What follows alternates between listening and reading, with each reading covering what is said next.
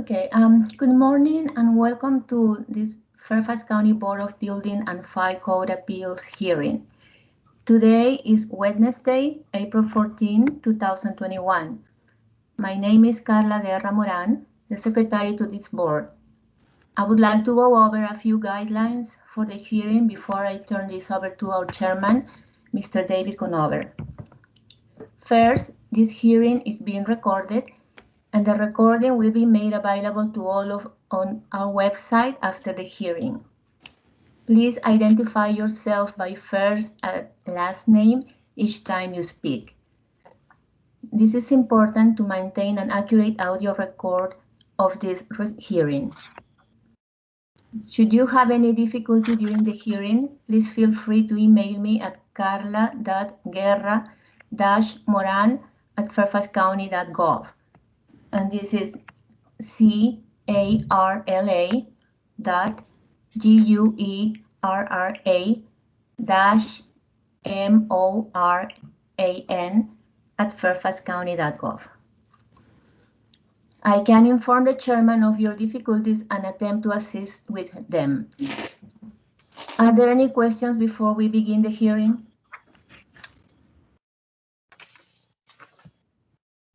I will now turn this over to the chairman of the Fairfax County Board of Building and Fire Code Appeals, Mr. Conover. The floor is yours. Morning. Thank you. Good morning, everybody. Thank you, Carla and other staff of Land Development Services for your efforts in setting up this meeting. For the record, it is 10:04 a.m. on Wednesday, April 14th, 2021. I'd like to open the April meeting of the Fairfax County Board of Building and Fire Code Appeals, at which we'll conduct a hearing on an appeal scheduled to be heard at this meeting. To conduct this meeting and hearing wholly electronically and to effectuate both the emergency procedures authorized by FOIA and the emergency ordinance, the board needs to make certain findings and determinations for the record to address appeals that have been filed with the building, property maintenance, or fire official in a timely manner. Conducting this hearing wholly electronically will be a bit challenging, so I'd ask in advance for your patience. Because each member of the board is participating in this meeting from a separate location, we must verify that a quorum of members is participating and that each member's voice is clear, audible, and at an appropriate volume for all other members. Accordingly, I'm going to conduct a roll call and ask each board member participating in this meeting to state their name and the location from which they're participating. In doing that, I'd ask that each board member pay close attention to ensure you can hear each of your colleagues. Following this roll call, we'll vote to establish that every member can hear every other member. So I'd ask, I'll go ahead and take the roll call. George Page, are you here and where are you located? I'm here in Oak Hill, Virginia, at my house. Thank you. Mike Grinnell? Mike Grinnell is here from Springfield. Rob Fisher? I am calling in by phone from Vienna. I'm having a little problem with my internet connection, so I have phoned in. Okay, thank you, Rob. Amado Fernandez? Amado Fernandez, present. I'm here from Chantilly, Virginia. Okay. Wayne Bryant? Wayne Bryant is here. I'm in my office in Tysons, Virginia. Okay, and this is Dave Conover. I'm at my home in Great Falls. At this point, I'm going to pass the role of chairman to, and our vice chairman, Darren Shoemate, is not here. So I'm going to pass the role of chairman to George Page. So I can I may be heard to make a motion. I move that each member's voice may be adequately heard by each other member of the board. I'd ask for a second to the motion and then we'll vote. Is there a second? Second, Mike Grinnell. Okay. All those in favor? Aye. Aye. George Page says aye. Okay. Any opposed?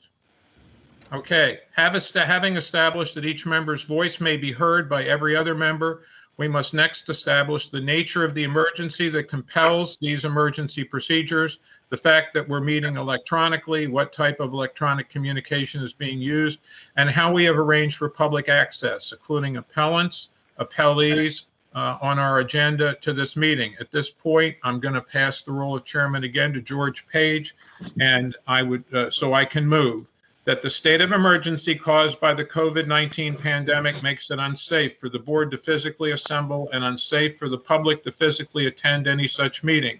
And that as such, FOIA's usual procedures, which require the physical assembly of the board and the physical presence of the public and the appellants and appellees, cannot be implemented safely or practically.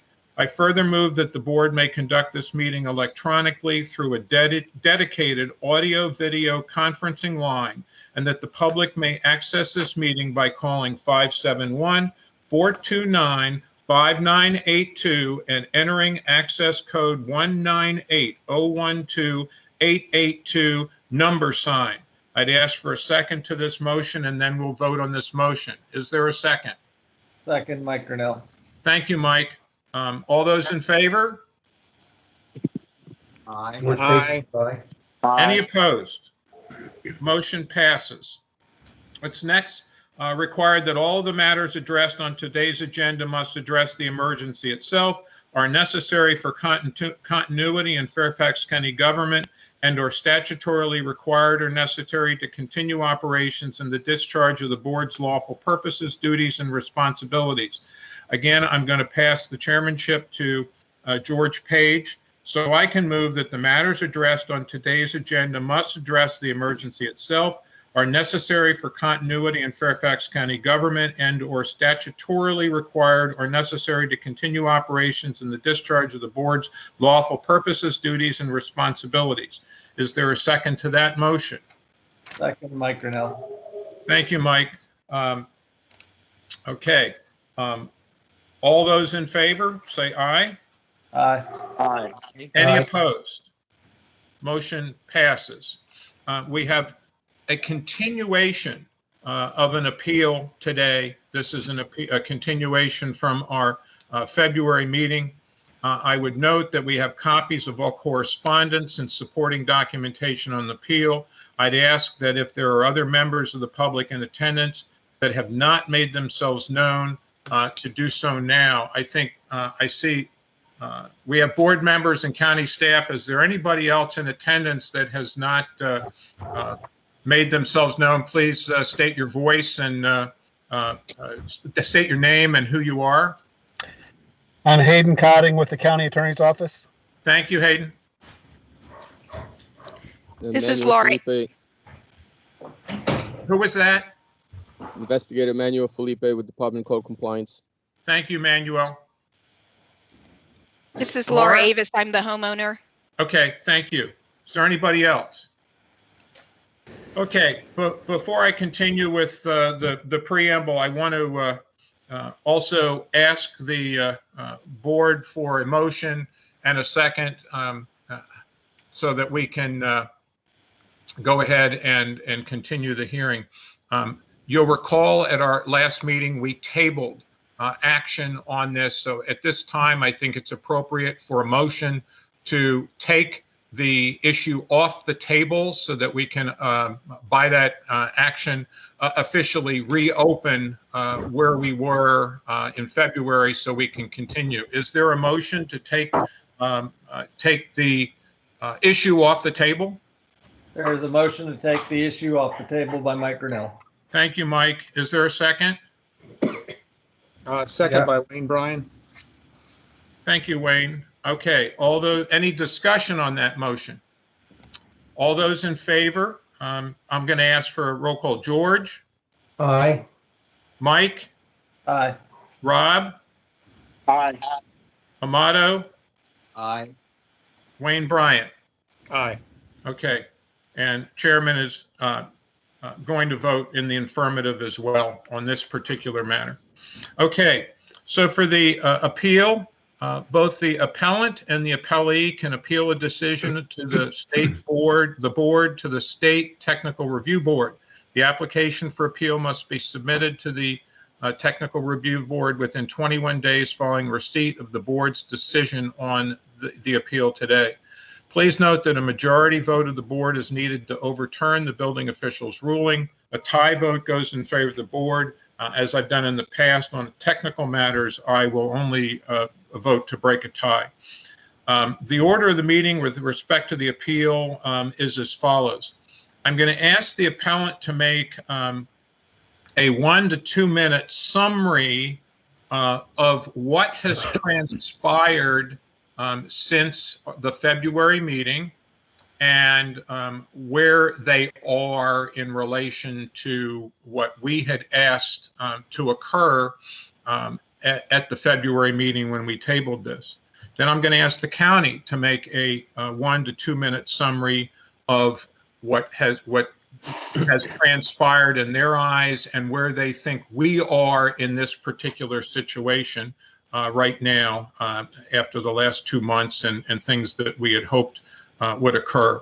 And then the appellant will speak and present additional information, more detail, and the board will have an opportunity to ask questions of them at that time. The county will then speak and present the additional information and in more detail and have an opportunity, the board will, to ask questions at that time. The appellant can provide additional information then in response to prior testimony, followed by the county. So that's what I'll call rebuttal, if you will. If either party has questions for the other, the appellant has a question for the appellee, or vice versa, I'd ask that they can direct those questions to the other party through myself as the chair. After each time the appellant or county speaks, I'll provide board members the opportunity to ask questions, and the appellant or the county as appropriate time to respond. Having completed opening summaries, 2 rounds of testimony and questions, I'll close the public hearing phase of the meeting and ask for a motion and a second from the board members so that on the disposition of the appeal, and we will discuss it and vote. With that motion before the board, if there is a new issue that is raised that was not discussed during the hearing, I'll feel compelled to open the hearing back up to address that one particular issue that arose. So I encourage board members, if you want to get something out or a particular question or issue that you want the appellant or the county, the appellant or appellee to address, do it before we close the hearing and get our motion on the floor. I would ask that when you're not speaking, put your phone on mute. County staff has already indicated if there's background noise or other sound that's disrupting the meeting, staff can mute all participants, and then we'll have to dial *6 to get unmuted. When you'd like to speak, please indicate by saying request to speak and your name, and allow me to recognize you. I'd now invite those on the call participating as or on behalf of the appellant to introduce themselves, state their affiliation, and go ahead and make their opening statements. And just kind of off the record, I'll be really glad when this pandemic is over and we can all meet together face to face, because if for no other reason, spending 10 or 15 minutes with this preamble is a little challenging and obviously time consuming. So Mr. Salinas, I'm going to turn the floor over to you for your introductory remarks. Thank you very much, Mr. Chairman. Ricky Salinas here, Freedom Plumbers, coming to you from my office in Manassas, Virginia. My real quick start is since the February 10th table decision, I have been working very, very hard with the manufacturer, LMK Technologies, to be able to create a infrastructure to be able to support a third-party certification system in order for them to be able to review our completed videos and certify that per their specifications that the liner passes their requirements, and then provide that to the county. The county in response requested that LMK may not be the only party to be considered, that NASCO certified inspector should be the same. In my search for that, which took several weeks, I've personally not been terribly successful at finding inspectors that would be able to take the time to be able to review and certify these inspections. And items cited were time, liabilities, and of course, possibly getting called into cases like this to be able to testify. So I've done everything in place to be able to create a party, a third-party certification party. I have a third-party certification letter from my manufacturer for this liner, and I'm hoping that we can get that passed today. That's all I got. Thank you. Who's speaking for the county? Richard, is it you? Yes, Mr. Chairman. I'll start with the county. Richard Grace here, Fairfax County Land Development Services. With us today is Jim Cantor, who's the Chief of Inspections, Hayden Connie, who's a Fairfax County Attorney, and Manny Felipe, who is with the Department of Code Compliance. They may speak if necessary or if called upon. I agree with the statements that Mr. Salinas has made. We had after we received the resolution from the board, the resolution was pretty clear as far as the direction that they provided us. Mr. Salinas began working on that, and sometime in early March, we realized that there may not be enough time to accomplish what it is that the board had asked us to do. So I had requested of the board with agreement with Mr. Salinas that we postpone March's hearing to April, which is today, in order to give Mr. Salinas more time to achieve the goal that was set by the board. And we're here now. So that's pretty much all I've got for an opening statement. Thank you. Okay.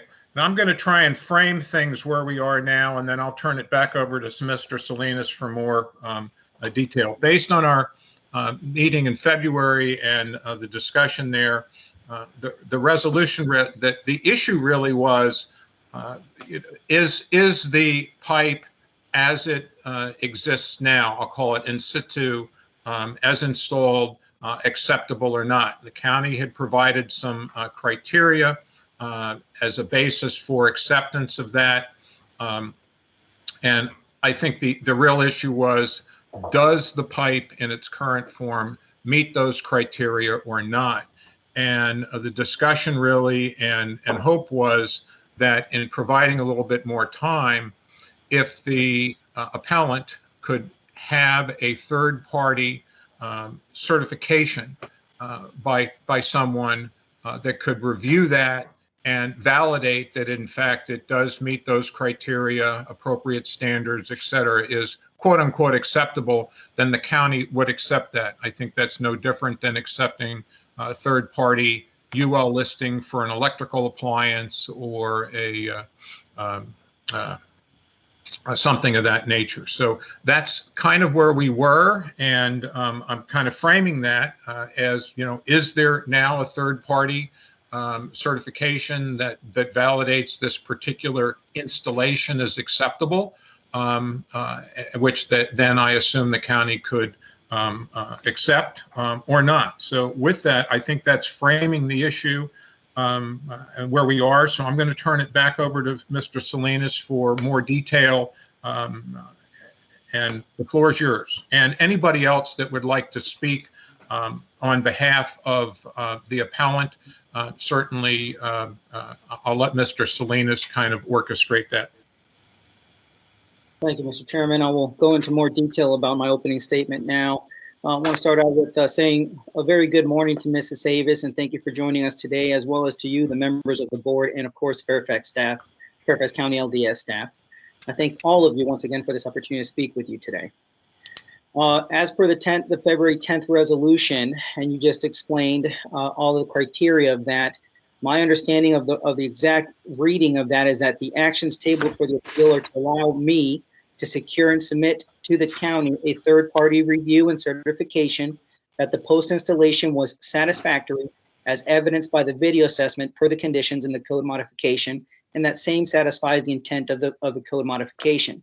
Since that decision, I went straight to work with L&K Technologies to establish a third-party certification letter for 1757 Wainwright Drive, as well as possibly install or get established a certifying body for future liners. It took me weeks of going back and forth with LMK to agree to these needs and requirements, because obviously, as big corporate always is, liabilities had to be weighed in before changing or adding anything to their customer service systems.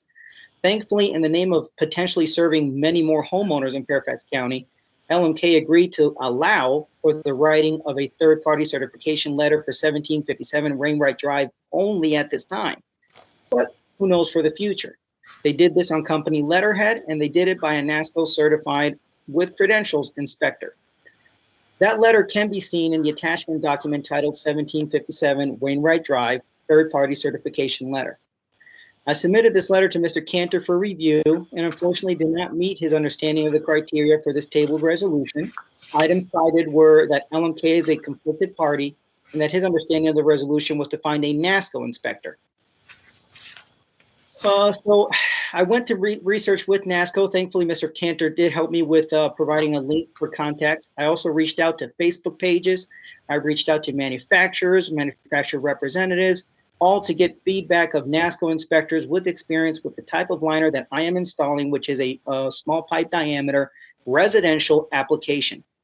In my search, I was connected to an inspector out of Illinois, who then passed me to an inspector in Miami, who then passed me to an inspector in Virginia Beach. All of these inspectors were trained and are trained and certified by NASCO. They themselves are liner installers like myself. They are not full-time inspectors. They are liner installers. They themselves were not comfortable certifying liners other than their own, citing the potential for liabilities and getting called in as witnesses of lawsuits or, questionable results. All extreme scenarios, but very valid concerns. The inspector out of Virginia Beach had lesser issues with giving a second opinion on a liner, which he did. He gave a second opinion on the 1757 Wainwright Drive liner with 2 words: no issues. That was it. He was still hesitant on putting certification behind it. I brought this feedback back to Mr. Cantor for review. He continued to express his concern with LMK, of course, due to conflict. He did, however, allow for a conference call between him, LMK, and myself to push the discussion further. That call took place on March 17th. Jason Matthey, the former research and development for LMK, was on this call, and he was able to answer many technical questions from Mr. Cantor. They even discussed ATMs, product standards. Unfortunately, after nearly an hour, it seemed to me that the phone call put Mr. Cantor in a lesser friendly place for third-party certifications as a whole. To me, it felt like lining as an option for pipe repairs and rehabilitations as well. I just received also a major pushback, simply because, according to Mr. Cantor, and my understanding was that the materials did not meet Fairfax County's product standards. For me, this was a major setback. Now for the second time, the call ended in a, I don't know, let's continue for review, and me promising Mr. Cantor that I would continue my research for a NASCO inspector. That brings me to today. My position on the matter is that a third-party certification for liners is a perfect resolution for liner inspections, in my opinion. The manufacturer being a certified body or certifying body has precedent with Fairfax County. In my experience, that is currently a standard practice with E1 pumps. E1, as a manufacturer, trains, certifies, and licenses their distributors and installers. Only certified installers can drop an E1 pump and a pump chamber, and only E1 certified distributors can certify the installation of an E1 pump. LMK, as a manufacturer, follows the very same guidelines and criteria with their installers. Only certified and licensed installers can install their lining products. Furthermore, I believe that they too should be considered at least as a valid certification inspector. They know their specialized technologies and products better than anybody else. They know their licensed installers and their track records. They have trained, licensed, NASCO certified inspectors in-house, and they also have the manpower to be present if a case should require they give their opinion on a disputed liner. In other words, after all is said and done, LMK has the infrastructure necessary to support Fairfax County's inspection criteria, and that is, again, in my humble opinion.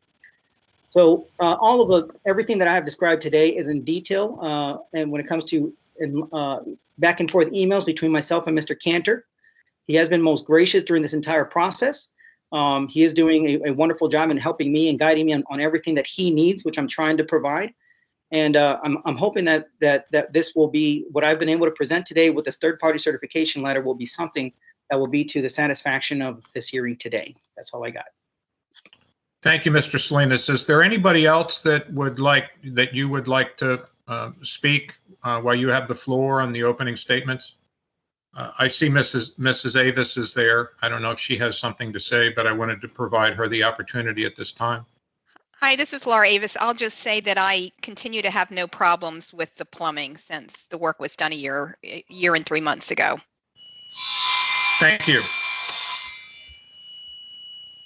Okay, Richard.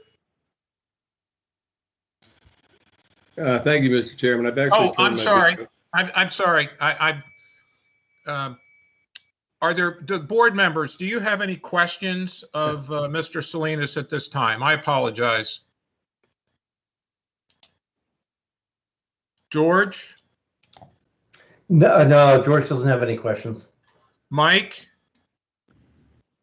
I'm good. Thank you. Rob?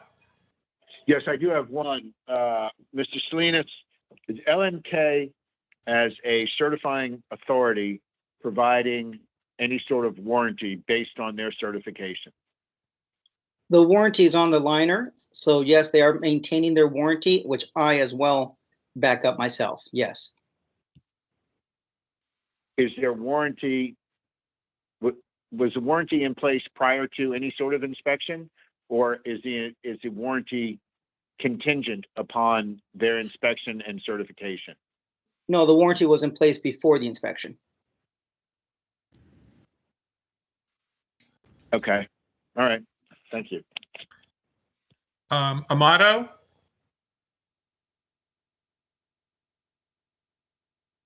Amato? Do you have any questions?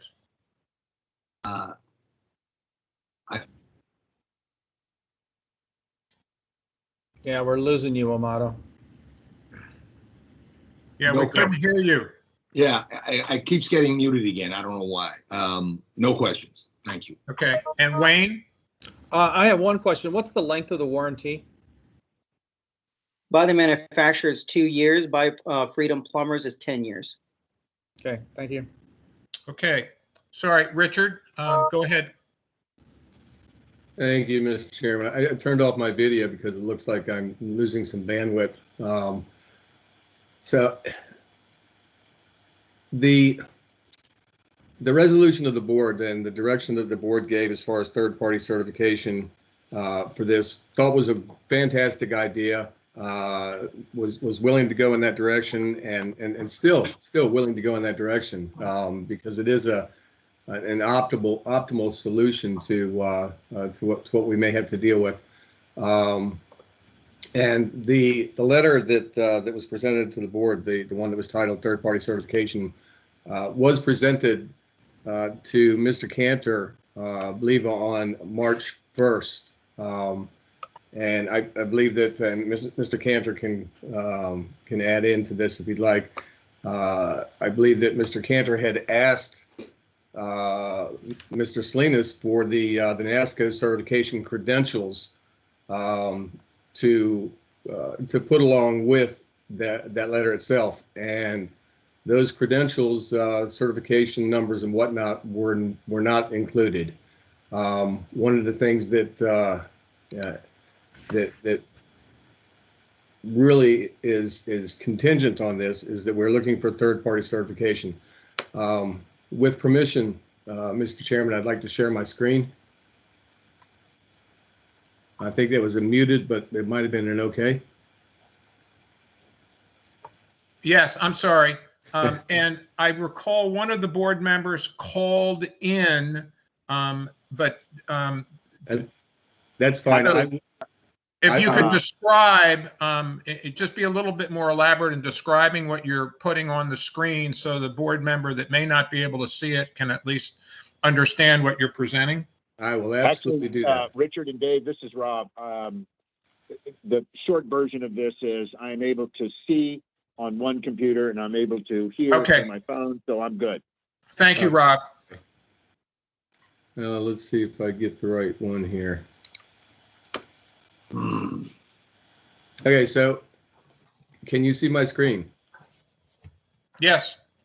Good to go. Okay, so this comes from ANSI, the American National Standards Institute, and it talks about third-party certification, third-party testing, third-party inspection, and third-party certification. If you'll note, the very beginning of it talks about a third-party inspection, a series of examinations of a product design, product process, or installation that demonstrates its conformity to the specific requirements, and that is performed by an independent inspection body. Independent or inspection bodies are considered independent when they do not possess an interest in the person or organization that provides the object for conformity assessment or any user interest in that object. So I think the board's direction for third-party certification was precisely that. We're looking for an independent body that's going to provide us a certification. The letter that was provided by Mr. Salinas on March 1st was not an independent third party. It was more of a first party or a second party. And note also that the certification portion of this is certification is third-party attestation declaring that specific requirements pertaining to a product, person, process, or management system has been met. And so that's one of the reasons that we had not accepted the letter from the manufacturer as a third party. We were looking for pretty much anything that we could possibly find that would show that we have a third party that's going to either certify this installation as the board had directed, or even certify the product. And one of the things that I looked up was from the ICC evaluation services, and this next picture shows that there are actually 3 PMG reports or 4 PMG certifications.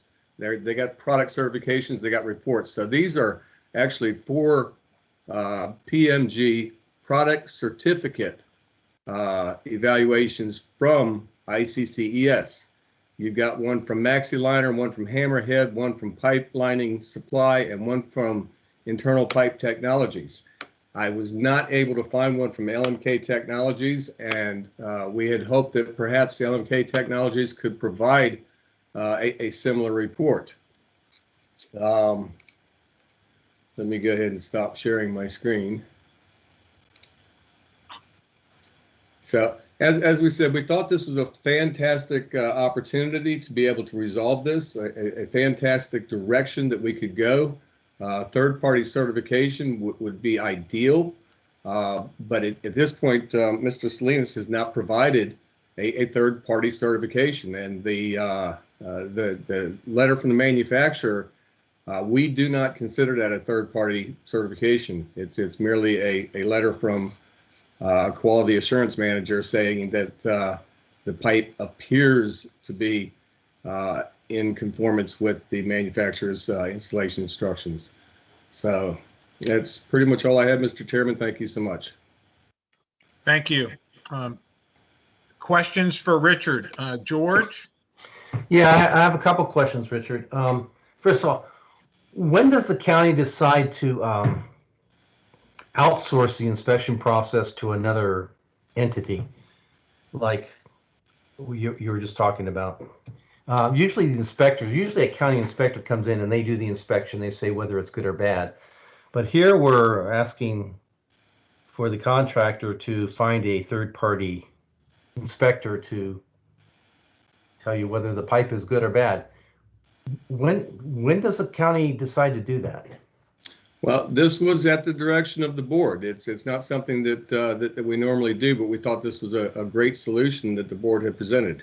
All right, it's a great solution. A lot of research has been done. A lot of new information has been surfaced. 1 year, more than 1 year after Mr. Salinas has done the job. Why are we applying this backwards? I don't think that we're applying this backwards. We've been in this position the whole time, regardless of whether or not the system has been in place and working. The permit was issued, the rejection was issued, the rejection comment was appealed, and we've just been going through this process for all this time. Yeah, but as I recall, during our very first meeting on this, there was no discussion about a third-party certification, the third-party inspector. No, there was not a discussion of that. That was brought up by the board, and once again, I'll have to say that was an excellent path to move forward with this. All right, it just seems a all right. I have no more questions. Thank you. Mike Grinnell?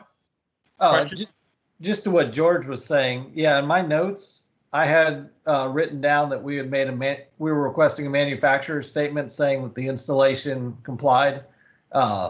And then when I'm looking at what was eventually signed off on in February, somewhere at that point, the third party got introduced in there, and I'm not quite sure. You know, we can go back and look at the videos, but I have no questions at this time. Okay. Rob? I'm good, thank you. Amato? Does the county is looking for a qualified third-party inspector to address this issue that, based on the documentation provided by Mr. Salinas, that letter is not acceptable. Does the county have any recommendations, any references that they can provide that would be a third-party inspector that has experience in this subject matter? The county is looking at a third-party certification and inspection based on what ANSI provides, which is a nationally recognized standards agency, and that was what I had shared with on my screen. No, I understand that, Richard. What I'm asking is, does the county have any references, any individual that comply with the certification requirements that you're seeking? Do you know of any? I believe that Mr. Cantor is probably best to answer that, because I believe he assisted Mr. Salinas in locating some of these. Is that right, Mr. Cantor? Yes, sir. If you look at the manufacturer installation instructions, it speaks to the NASO certification, which is where we came up with the third-party inspection. And if you go to the NASO website, they do have an inspector certification for installing here-in-place piping, and that's what we were hoping that Mr. Salinas could get one of those certified third-party inspectors to inspect this product to make sure it meets all the standards and requirements. Okay. Okay, thank you. Wayne, any questions? Yeah, I guess following up on that, it sounds like Mr. Salinas has been very diligent in trying to find a third-party inspector without any success of anyone willing to do that. So it just seems that the potential or the possibility of finding a third-party inspector is not really viable in this situation. Is there any other alternative to that third-party inspection? This is Jim Cantor again. If we can't find a suitable third party, then we're more or less forced to refer back to the plumbing codes, which speaks to an unobstructed pipe that flows downhill for a sewer line in a most general conversation. And there were and still seem to be obstructions in this pipe that would not conform to allowable piping material for a sewer lateral that we have concerns with. So if we can't find a third party, what other resource or what else do we have to compare it to other than the plumbing codes? Okay, thank you. Okay, Richard, I have a couple. Isn't this a case where if the code provisions aren't, we'll say, prescriptive enough or specific enough, and there is a potential issue with compliance or validating compliance, that the county does have, and the code provides for the use of what's called an approved agency, which is the county would then defer to an approved agency as defined in the code to provide some documentation that something meets the provisions of the code specifically or by intent, such as an underwriter's laboratory on electrical equipment or CSA on gas equipment, et cetera, et cetera. So am I correct that, you would, if it was an approved agency, accept their statement that a product or an installation meets the intent of the code? Is that correct? That is correct, and that is the direction that we're going with this third-party certification. Our approved agencies include nationally recognized testing laboratories like UL and also like ICCES. Right. Again, because of the direction that the board had given us, we thought that was a fantastic route to take. It is part of an approved agency. We will absolutely approve a third-party certification of this piping installation if they can be provided. We have not denied moving in that direction. Okay. I've got a couple more follow-up to that, and then I think Rob has his hand up, so I'll turn it back over to, I'll get Rob. And I know an issue came up about, the question was, aren't we going backwards, and in enforcement or compliance because it's already there and so on. Isn't it true that with any new technology or application that the code probably isn't going to cover it initially when it gets out into the marketplace?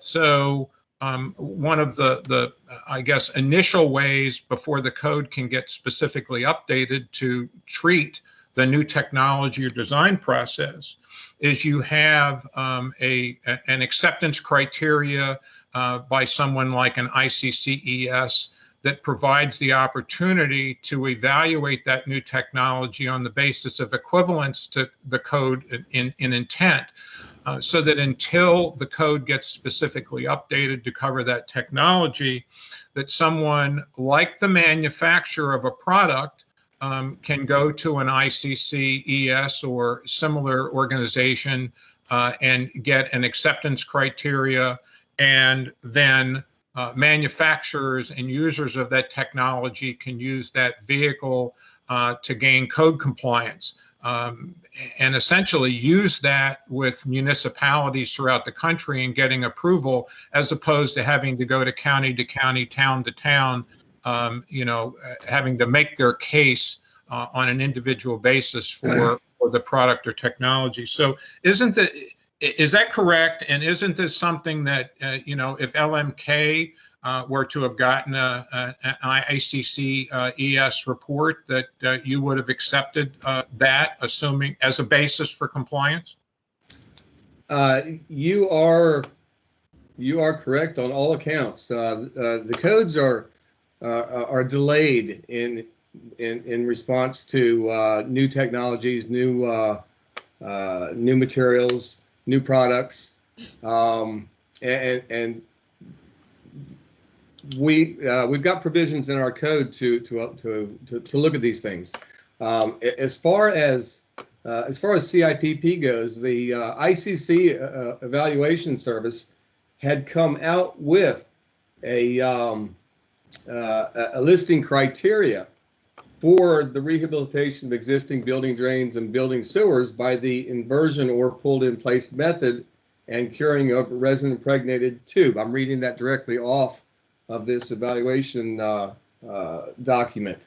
Its number is LC 1011, and the ICC evaluation service uses this criteria to certify the products. And like I showed you in one of my screenshots, there are 4 manufacturers that have ICC certifications or product certifications and ICC reports that are associated with those certs based on this criteria.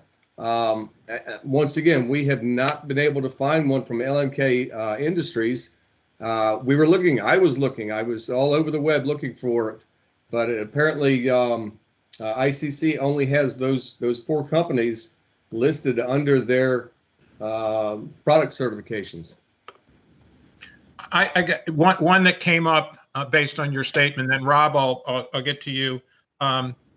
Could you guys in the county use LCC 1011 as a basis? In other words, pull that out, look at that in relation to the product, the technology, what Mr. Salinas has done in this case, and use that yourselves, apply it, and use it as a basis for acceptance of this installation, at least until the manufacturer can go and get that formally done? To a certain extent, we've done this we've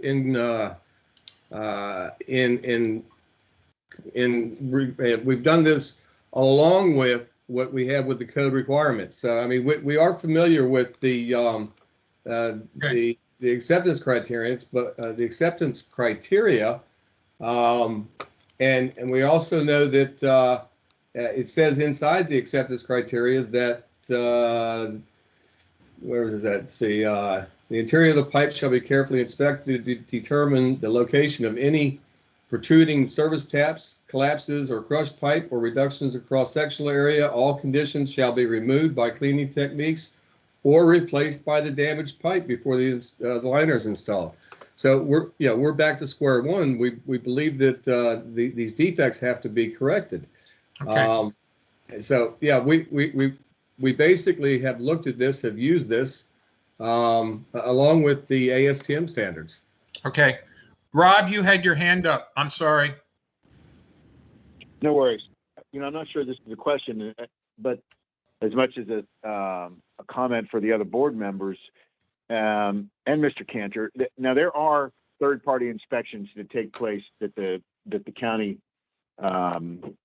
allows for. And for example, footing inspections, backfill inspections, drain tile, but those are all backed by a PE, right? There's a stamp associated with that. Residential elevator inspections, those are third-party inspections. But I'm assuming, and I guess this is a question for Mr. Cantor, that third-party elevator inspector is certified, correct? Yes, third-party elevator inspectors are certified. And then there are also, throughout the residential industry, there are manufacturer-backed certifications that I've experienced. I'm thinking James Hardy Siding. They will come out and certify the installation. A lot of different roofing products, particularly like Torchdown and so forth, will certify it.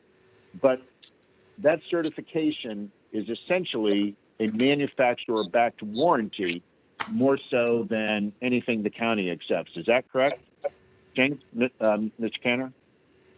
Yes, I would say so. That would be for their warranty purposes, not so much as acceptance criteria for code. And one of the items that we were discussed in my meeting with Mr. Salinas and the manufacturers was the specific relationship to code and their manufacturer installation criteria. And there are some items of code that are not taken into consideration where they can install this pipe in a lot of different situations, and it can overcome a lot of struggles that an existing pipe may have, but it does not necessarily mean that it will meet all of the code requirements once it's installed. Okay, so Mr. Kenner, do you think that these other manufacturers that Mr. Grace pointed out meets the certification, do you think those other manufacturers who have met the different certification process would meet your code requirements?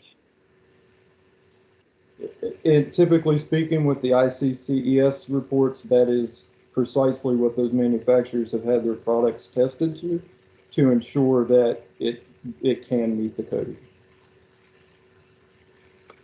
So, okay, so that may be a help going forward, but that doesn't do anything for Ms. Davis.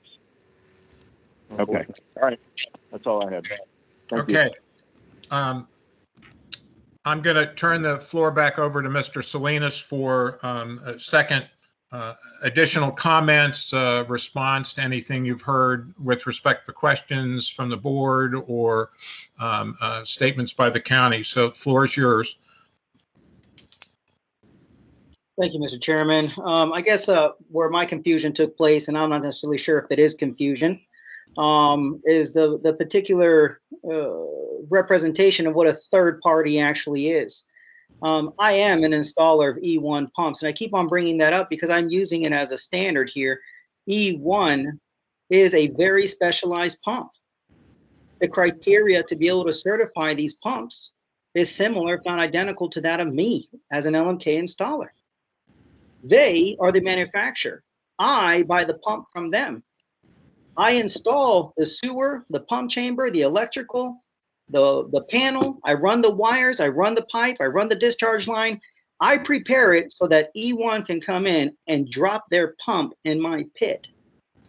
And they certify my installation once they review all of my work plus my electrical work and everything that I have done. And then once they drop that pump and test it and the alarm goes off after doing a false filling of the tank and then letting it go on because of the high water, then the high water alarm level goes on. They test everything, and they themselves, the manufacturer, he who received money for me to buy the pump from them, certifies that installation.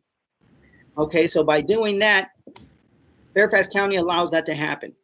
LMK does the same exact thing. They receive my money, which came from Mrs. Avis, to be able to buy their liner. And only I, as a licensed and certified installer, can put that liner into the ground. But furthermore, they should be allowed to be an allowable certifying party to say that this liner is actually good and to our standards. There's absolutely no reason why they would be dishonest about their understanding of my video or their finding of the video. There is no reason whatsoever to be dishonest, even though we're trying to portray that the third party has a conflict, financial conflict. There's no reason whatsoever. There's not even an incentive for a dishonest company to be able to say, that's a great liner and it's a horrific liner. None whatsoever. We just mentioned in this conversation, we had a question about a PE, which is a soil scientist for septic drain fields. You know that I, as a septic installer, licensed in Fairfax County, can only perform repairs on septic systems that have the approved designs by a on-site soil scientist who gets those approved designs stamped by Fairfax County. And only once all of that has taken place, I can follow those designs and install the work. And only that soil scientist can approve that work. How is he not conflicted? He is, yet that is approved. And now we're talking about a new agency, which personally I have never been talked about, called ICCES. I've never heard of them. And in that page that Mr. Grace shared, there's 4 manufacturers. Hammerhead and Maxline are the 2 that I personally know. Great manufacturers. I install Hammerhead trenchless pipe bursting. I don't install Hammerhead lining. I prefer LMK. Personally, I feel it's a better product. Heck, it's even more expensive to get into lining with LMK. But simply because they're not an ICCS does not make them a lesser company. I was never informed of who ICCS is, but now I have a mine that was dropped on me, kind of trying to take away the credibility of my company. I apologize if I'm getting a little bit emotional, but now I feel like I'm just getting mines dropped on me, and I've been working a lot on this, a lot.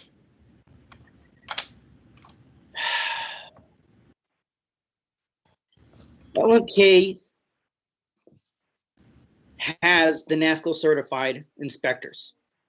I didn't get those on the letter because in between the time that Mr. Cantor asked for the credentials, the time that I asked that from LMK, Mr. Cantor and I in conversation talked about his need for a NASCO non-conflicted inspector. So if those credentials weren't on the letter, was it because I did that on purpose or in a deceiving manner?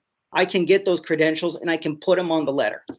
I failed to do so because I moved immediately and pivoted to the next requirement by Mr. Cantor. I've been putting a ton of my time into getting this done. And it just feels like that I'm walking the path that I'm being told to walk, only for somebody else to come in and drop mines without me even knowing that they're there. And then just making these mines blow up in the middle of all of this, just to make it look like I didn't do enough. I apologize, but I believe LMK, based off of existing criteria that is currently in place and in practice in Fairfax County as well as in Fairfax County Health Department, that LMK should be an approved third-party certifying inspection body, and they have NASCO in-house certified inspectors with credentials. That should be able to meet their criteria for this particular product based on precedent. That's all I got. Thank you. Board members, questions? George? No, I don't have any questions for Mr. Salinas. Mike? None. Rob? No, sir. Amato? Ricky, yes. So what you're saying is that the letter that was produced, you could have it modified to indicate that L&K would provide NASCO certified personnel to do that evaluation or investigation. Yes, sir, Mr. Mo. Yes, sir, I can. Okay. All right. That's all I had. Thank you. Wayne? No questions. Okay. Mr. Grace? Thank you, Mr. Chairman. First, I'd like to say that we're not here to bash Mr. Salinas or his company, nor are we here to bash LMK Technologies. The request to have the NASCO certification credentials from Mr. Salinas was actually presented to him on March 1st. It's part of Mr. Salinas's package under the certification activity email string. It was in the email that Mr. Cantor had responded back to Mr. Salinas, and he specifically says, "Can you provide me with NASCO certification credentials, please?" Mr. Salinas had the opportunity to do so and to include those in that letter, and did not do so. Again, we think this is a good solution, and if those credentials can obviously be presented, then we wouldn't be here today. So again, I think the the direction of the board was clear. I think the work that Mr. Salinas put in that was very diligent. We just have not come to a solution.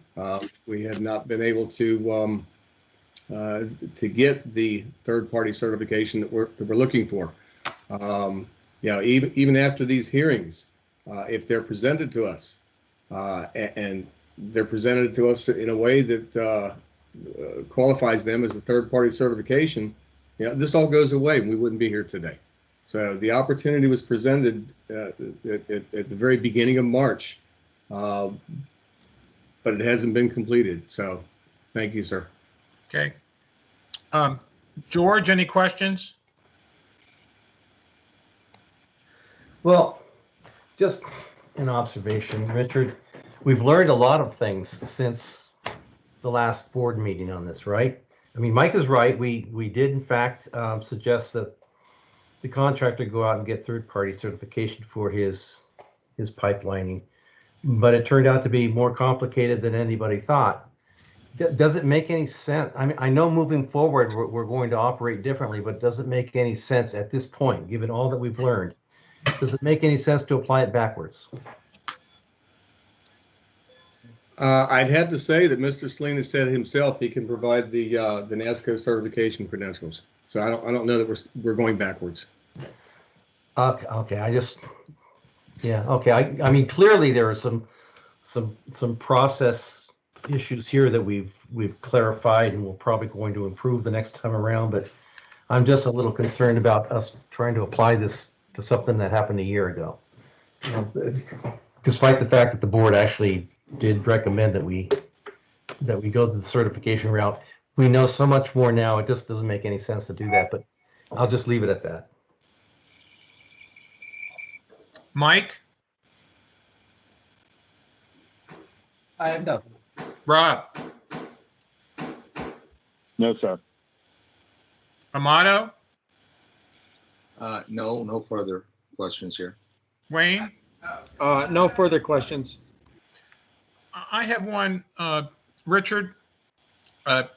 Just assume that the appeal is upheld. I mean, I think based on the discussion moving forward, there certainly will be hopefully more guidance coming out to guide us in the future. But we're looking to, I guess, today go back 16, 18 months and retroactively apply something. If the appeal is upheld for this particular address, does the county have anything, do they put anything in the land records or anything else to indicate to someone in the future that this particular technology was applied on this particular sewer line so that people in the future would know? The homeowner has said it's working fine. So that's my question. Is there something that would show up that someone would look at and say, oh, this was done in December of 2019 to this particular property, as an FYI? No, sir. There are no requirements, either Fairfax County ordinance or code requirements for putting information like this into the land records. There's no guarantee that this system is going to be operational after 2 years. There's no way to pass this information on to the next homeowner should the current homeowner decide to sell. The whole purpose is to make sure that what we have approved in the county is meeting what the minimum code requirements are. And we believe that that's not the case with this installation. Yes, it may be in operation for as long as it's been in operation, but it could fail tomorrow, or it could fail in another year, based on the conditions that current pipe is in. But in answer to your question, there's nothing that could possibly forewarn any future owners of this installation.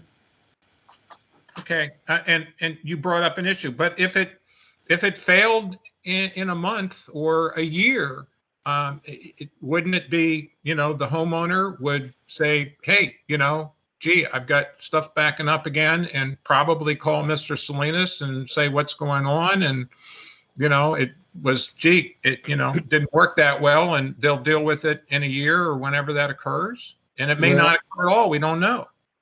It's more likely, and Mr. Cantor can confer with this, it's more likely that we're going to get a call from a homeowner that says, why in the world did the county pass this installation? Okay. All right. I see Laura has her hand up, and we're in the process of asking questions of the county. We went through that process. I don't know, Laura. I'm hesitant, but I don't want to not give you the opportunity. So go ahead and make a statement. But I'm going to feel compelled then to treat that as a rebuttal on the part of the appellant and give the county another opportunity to respond. Go ahead. That's okay. I don't need to make a statement. So sorry about that. Okay. I think I was the last person to ask questions from the board. So at this point, I'm going to close the public hearing portion. We've already taken the issue off the table, so to speak. So I'm going to ask for a motion and a second from the board on the appeal to either uphold the appeal specifically to this address, as outlined in the appeal, or to deny the appeal. A second, and then we can discuss and vote. Mike Grinnell, motion to uphold the appeal. Okay, is there a second? Yeah, I'll second it, George Page. Okay. Okay, we have a motion and a second to approve the appeal. Is there any discussion? Well, I think speaking out of turn, I already discussed my discussion with Richard. And sorry, Richard, that was I should have made that a question, but I made my statement. Okay. Rob, anything? Amato or Wayne? Yeah, this is Rob. I guess my concern over the manufacturer being the third party is that they don't really, other than, to Mr. Salinas's point, they're selling a product that they want to be successful, but they're not really putting anything on the line beyond that 2 years that they were going to give without any inspection. Unlike some of these other manufacturer-backed certifications, the manufacturer provides, in the case of James Hardy, it's 15-year warranty. So I wish that they had more stake in the game in that respect. But if they do have a certified installer, I hate to put this thing off anymore, but if there is a certified, inspector, the NASCO inspector, is that something that we want to wait for that letter to be produced by Mr. Salinas?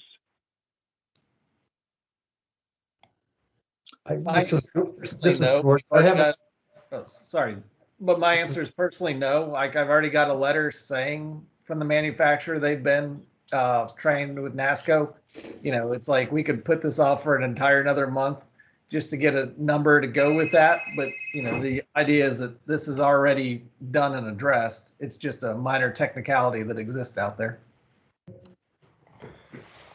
Yeah, I have a question though. Can I speak, David? Yeah, go ahead, George. Are we here to rule on the appeal? Or are we here to help develop new code? My answer is sort of both. We're primarily here to address the appeal and a particular situation, as we've done in the past. Does it meet the code? Doesn't? Does it meet the purpose of the code? Health, life safety, welfare, et cetera, et cetera. But I think it goes without saying, anytime sometimes when you have an appeal, the issue ends up being a precursor to, maybe we need some additional provisions in the code, or maybe the code needs to be revised. That was the case with this when we dealt with this type of installation, I think 3 or 4 years ago, where they wanted to use it in a house in Alexandria. And we approved it, and there was nothing in the code. And then the county went and actually wrote code provisions and submitted them to the ICC. And now this technology, there are provisions in the code.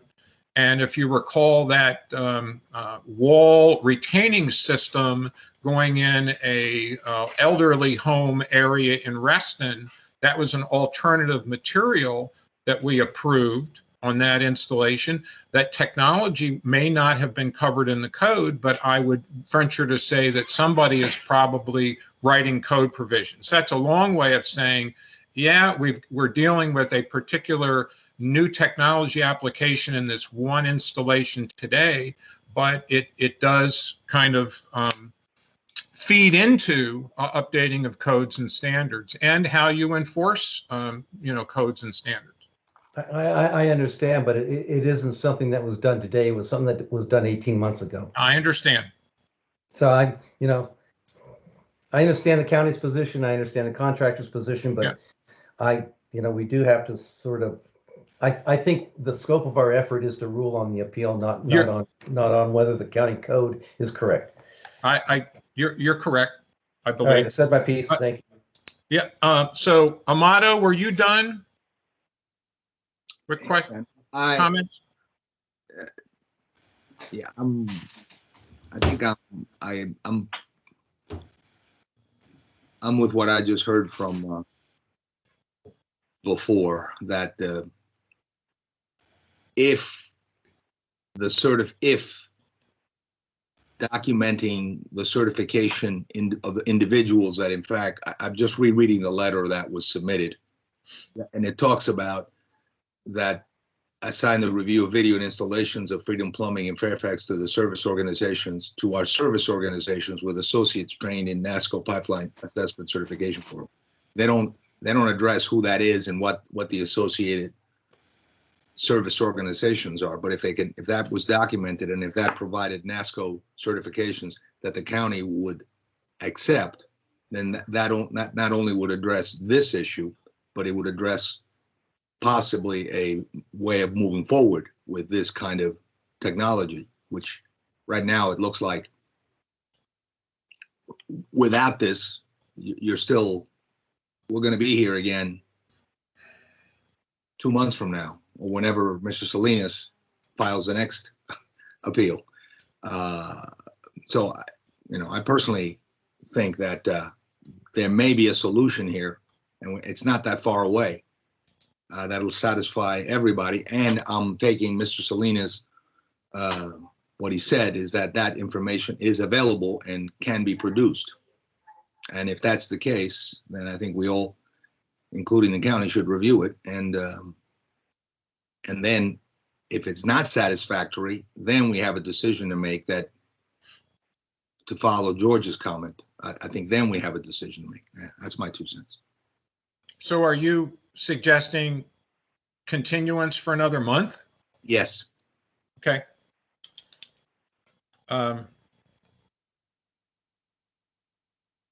And you realize you could make a motion to table again, but anyway. We have a motion on. I understand. I understand. Would have to be defeated in order for that to happen. Wayne, do you have any other comments or thoughts? No, I think I've heard both sides of this, and I have no other questions or comments. Okay, so I guess we're ready to vote. So I'll go ahead and just do a roll call. George, the motion was moved by Mike and seconded by George to approve the appeal. George? Yeah, I vote yes. Mike?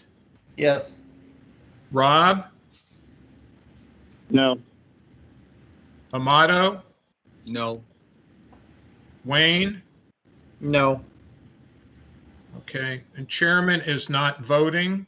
So the motion fails 3-2. Is there a substitute motion?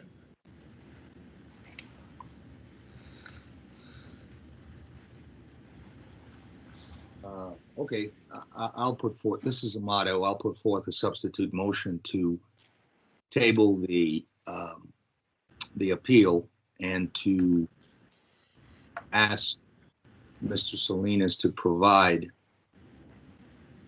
an updated letter with the NASCO certification and who the service organizations are that provide this service to Waterline Renewal Technologies with certification with criteria that, and provide it in ample time for the county to be able to review it and be able to be ready to respond as to whether it's acceptable or are there still issues with the material provided. Okay, so there's a motion to table and a reason. Is there a second? This is Wayne Bryan. I will second. Any discussion?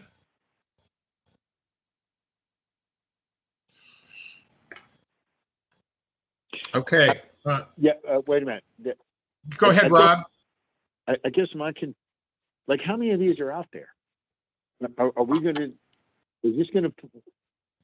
will this put this issue to bed for good?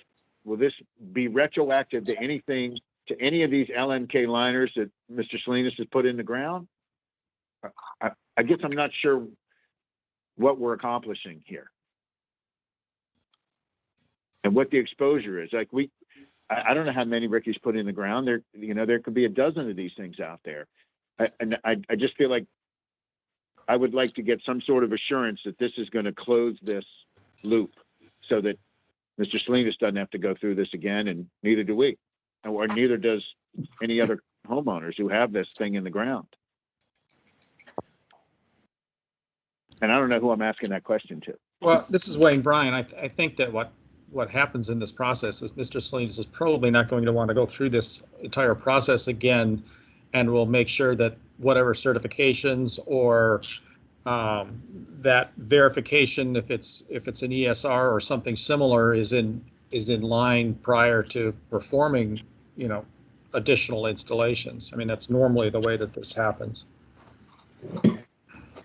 Well, this is George. That would be fine, because we know a lot more now than we did a month ago. But again, we're trying to rule on something that happened 18 months ago. We know going forward it has to be a little different, or a lot different. But we're ruling on something that happened 18 months ago.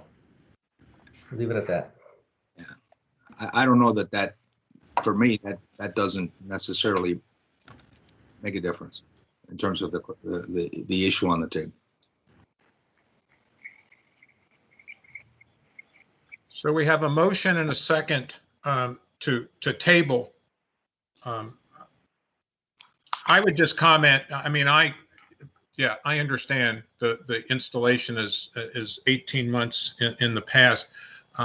I would like to hope, if this motion passes, that that whatever is needed with respect to an approval process can be worked out, between the county and Mr. Salinas with respect to this technology at large, so that moving forward, when someone wants to use this product and apply it, that there are some clear-cut requirements, and they may have to be in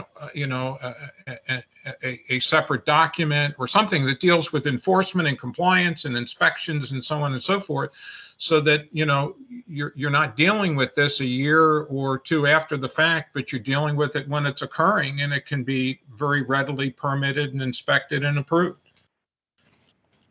Okay, we have a motion and a second to table. George, how do you vote? No. Mike? In order to move it along, I have to vote yes. Just so we can get with it. Rob? Yes.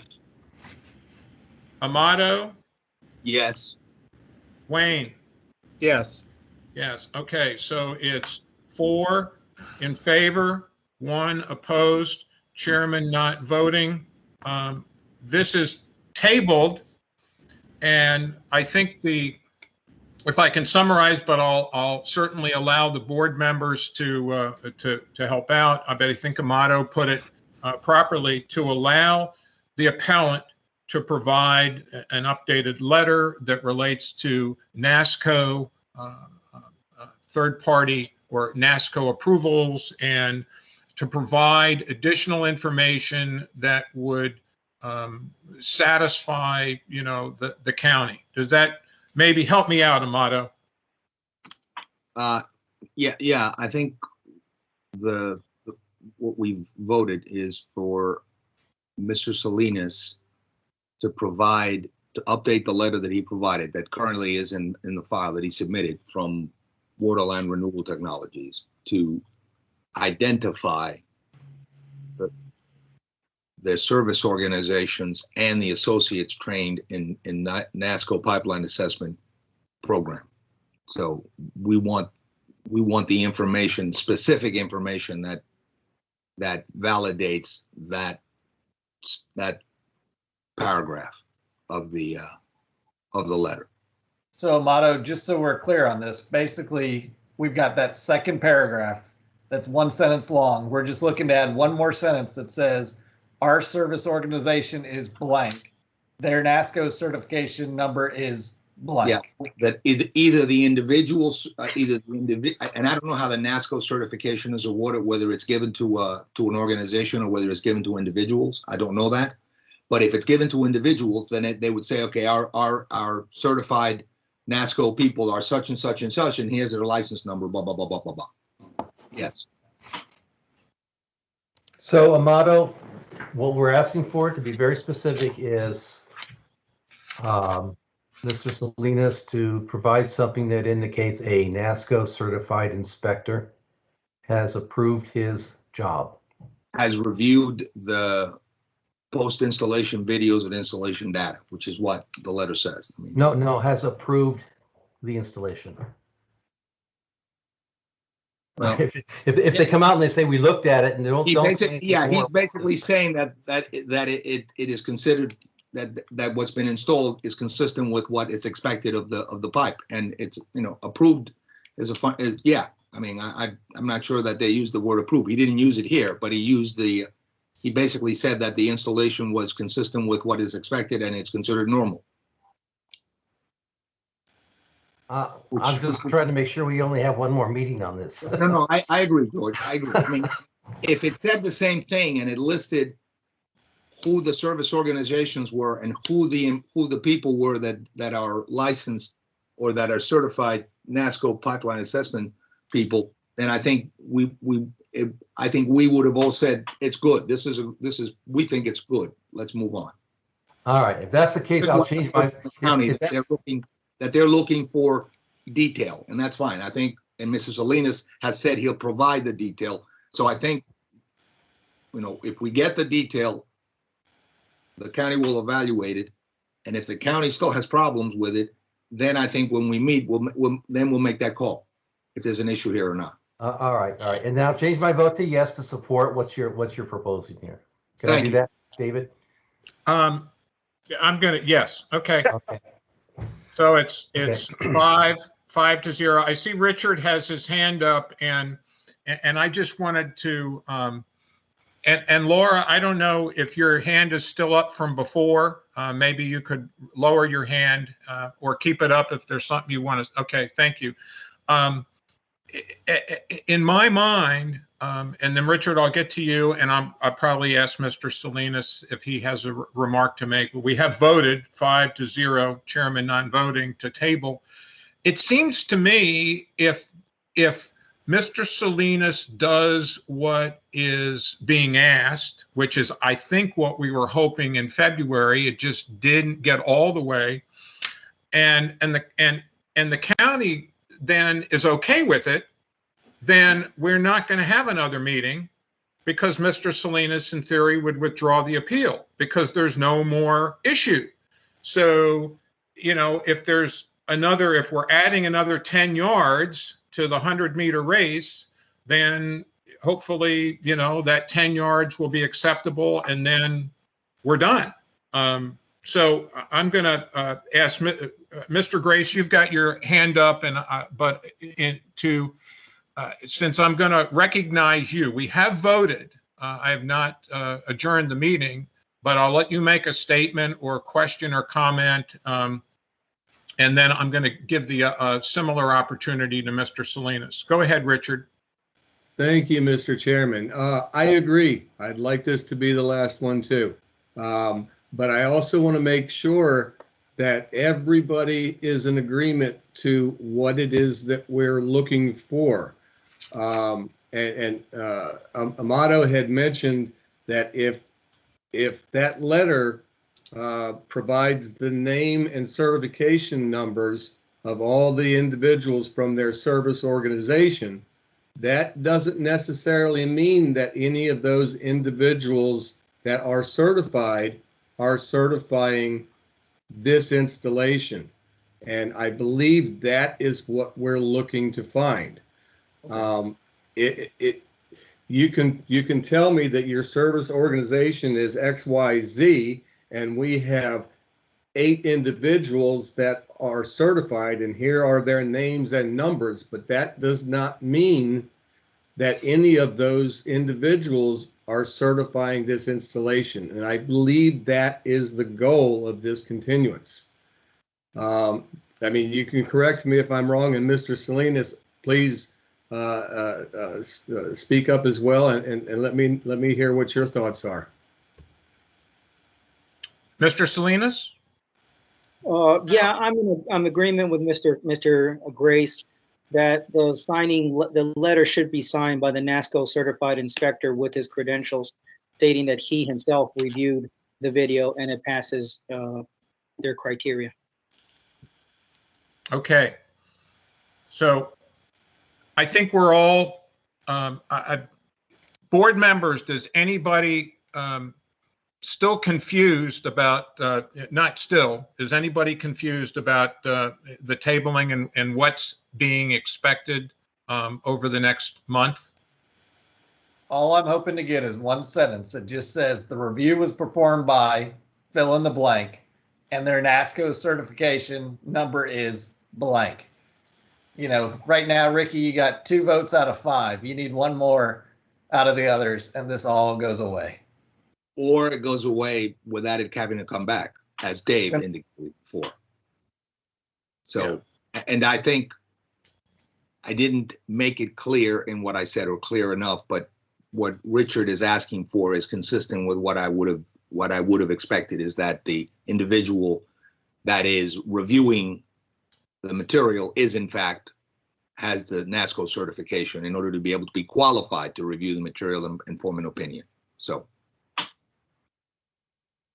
Okay.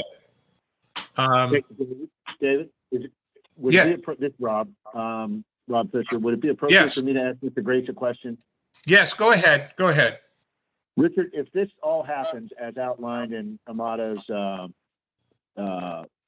motion, would Ms. Avis then have a passing inspection? Because to the earlier point about land records and so forth, right now I'm assuming that there is a failed inspection notice in FIDO. Yes, that is an accurate statement. That's something that we have been working toward since February. If we can get a third-party certification for the installation at Wainwright Drive, stating that it complies with the manufacturer, the standards, the codes, yeah, we most certainly are going to pass it. Okay, then Ms. Avis has what she needs to, potentially sell her house, whatever. There would not be an open issue in FIDO. That's good. Okay, that's all I had. We can all move on. Okay. So it's tabled, and we have a specific request or expectation of what will occur. Mr. Salinas will have the action. I will write up another resolution, and specifically it will look like the one from February, except be more specific as to what we're looking for based on the discussion today. Any further comments or input from the board at this time? Otherwise, I'm going to adjourn the meeting and wish everybody a good day. Okay, I don't hear anything, so I'm going to call the meeting adjourned and thank everybody very much. I'll get with Carla later today and write up the resolution. You all should probably end up having it tomorrow, since we have to go through this electronic signature thing, and that takes a little bit of time. Thank you all. Thank you very much. Thank you all. Okay, have a good day. All. Bye.